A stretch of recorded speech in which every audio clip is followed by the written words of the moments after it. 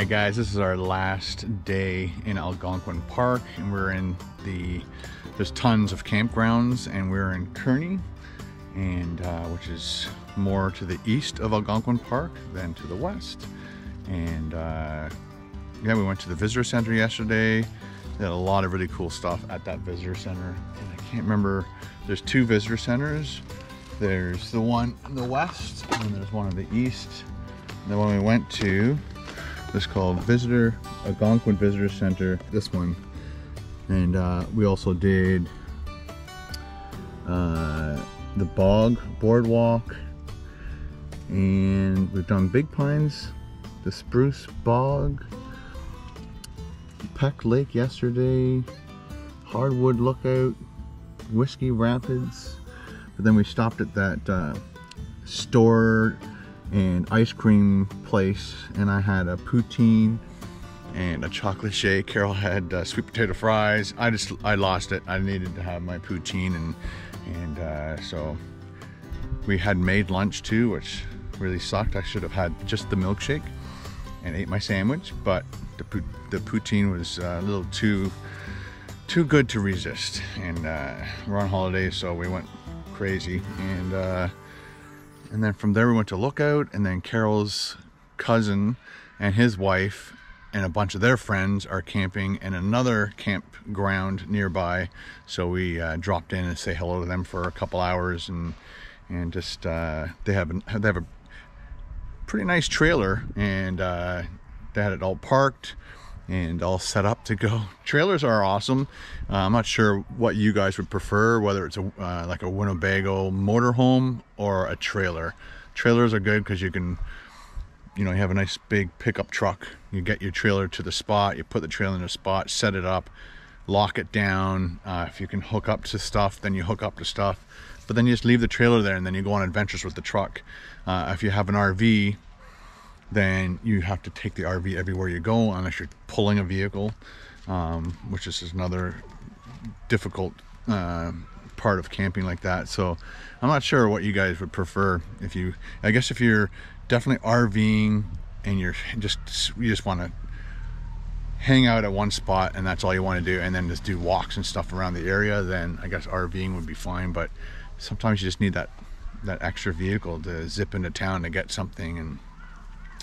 But today is packing up day, so all the tarps, as you can see, are down. Everything was dry. It hasn't rained in like over 30 something hours, so all the tarps were bone dry. So we took them down this morning, folded them up, put them in. This is Carol's mattress for her bed. I've already taken down the cot. So Carol had this really nice cot. She tried my cot when I first bought my cot, and I had my cot set up over here, and we just can't put the two cots together. It's just, then you have those bars in the middle, so I just slept over there like a dog. And Princess Carol had this area here with a big bed and that mattress, so she had zero complaints about her sleep. But yeah, one of the cool things that Carol brought with us, because it dropped down to, I think it was 11 degrees Celsius, and that, although that's not really cold, it is cool at nighttime. So the guy that I videotaped his Volkswagen camper van, he has a heater. He has a diesel heater in his, so we heard that going this morning when we walked by to go to use the washrooms. But Carol brought hot water bottles. So you get this hot water bottle, fill her up, throw it inside your sleeping bag at the feet end, like 5 minutes before you brush your teeth and all that stuff. Throw it in your sleeping bag, zip it up, then get your teeth brushed, go do your last washroom break, because it's probably like, I don't know, a couple 100 feet over that way. And actually you can see them. So this road goes all the way around over to there, and they're right there, I guess. So they're not flush toilets or anything. They're just like your typical outhouse type situation. They're not too bad. They do have a comfort station just around the corner, which is like your typical rest stop, nice flush washrooms, and it's like a regular washroom. So if you don't really like using those, and I can see why, it's just a little bit farther a walk to get to those ones. So after you brush your teeth, use the washroom, get back into bed. And I didn't have any socks on. I wore my track pants and my hoodie because the night before my head was cold. I didn't bring a hat. When you're camping up here, and I'm guessing we should call this Central Ontario. A lot of people call this Northern Ontario, but Northern Ontario is way up there. Ontario is a huge province. So we're Central Ontario, and even in July it can get cold at nighttime. So putting a hot water bottle in your sleeping bag just keeps that edge off, that coldness. When I pulled up my mattress, and this is the mattress from my stealth van, it was damp underneath, so all that rain we had, and just builds up moisture between your cot and that, so we had to air that out a bit this morning, and took all the lines down, made sure we had all of our pegs. I like to do a little walk around the tent and make sure all the pegs are pulled up, make sure the tent isn't attached to the ground. Again, this is the best case scenario when you're cleaning up your Carol puts this in here, and it keeps the fly off the tent, and keeps it from, if it rains, it just keeps it from pooling. But this is like the best case scenario weather-wise to get your tent up, because it's bone dry out, no precipitation.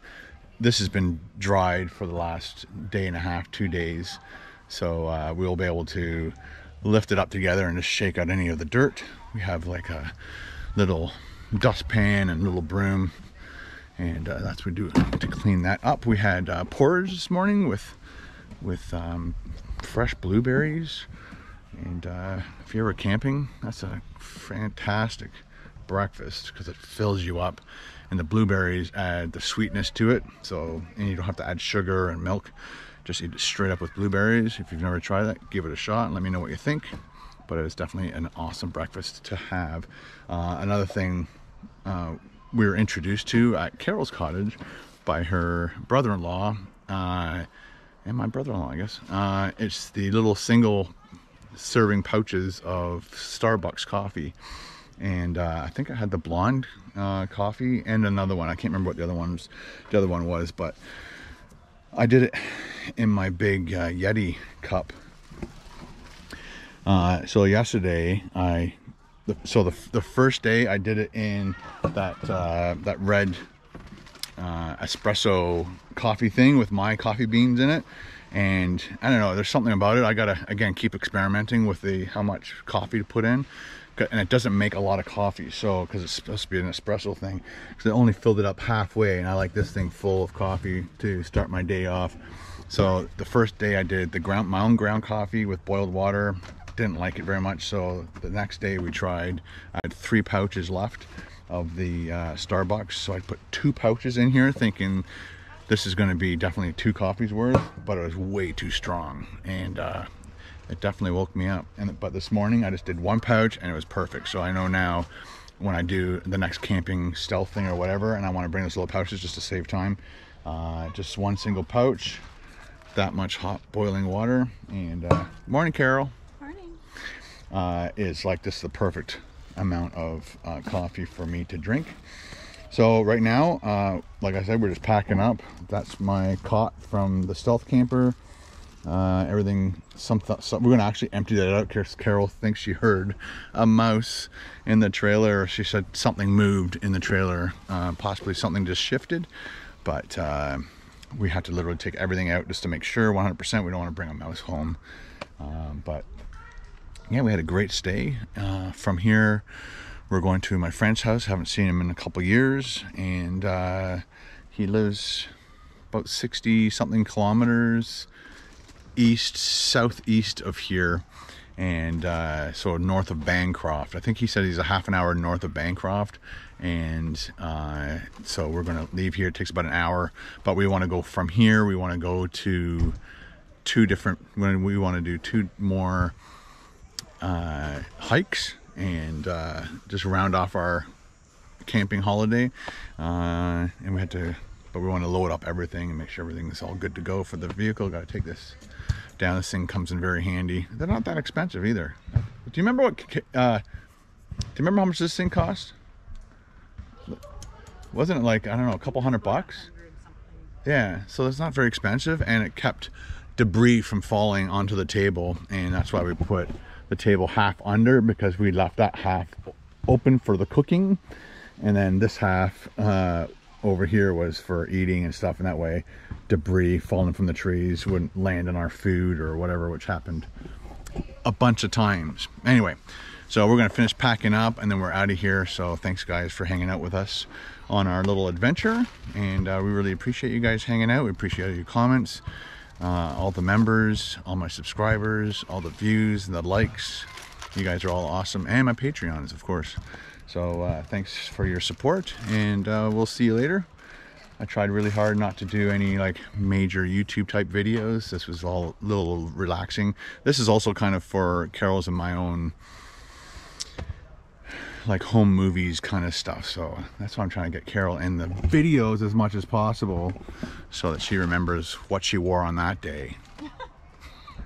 Anyway, I hope you guys look forward to that video of that Volkswagen. Oh, it's Westphalia camper. His name's Dave. Awesome dude. They've had that camper in the family since 1991. His dad bought it in 1991.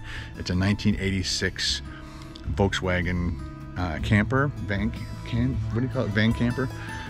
Camper van.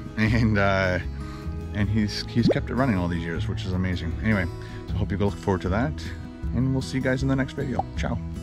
Bye.